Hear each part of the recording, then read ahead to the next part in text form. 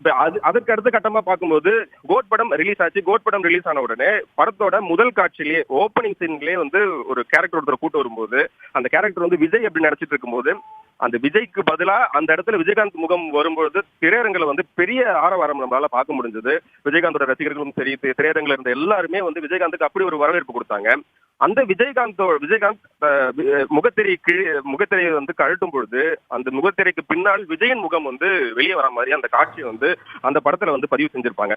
அது ரொம்ப மிக முக்கியமா நம்ம பார்க்கணும். அதுல என்னன்னா விஜயகாந்துக்கு பிறகு, அதாவது விஜயகாந்துக்கு பிறகு விஜய் அங்கிருந்து வர மாதிரியான ஒரு பொருள்படும் விதமா தான் அந்த காட்சி பதிவு பண்ணிருக்கிறதாகவும் அப்ப வந்து அந்த ஒரு முக்கியமான தகவல் பேசு பொருளாச்சு. இந்த நிலையில அவரோட அடுத்த படமான 69வது படம் கடைசி படத்துல இந்த அந்த தீபம் ஏந்தப்பட்டிருக்கும் இந்த விஷயம், இந்த போஸ்டர் தேமுதிகவோட கொடியில இருக்கிற இரண்டுமே சேமா இருக்கிற அப்படின்ற மாதிரி ஒரு பேசும் ஒரு பொருள்படும் விதமா இதை நம்ம புரிஞ்சுக்க முடியும் கார்த்திகாக.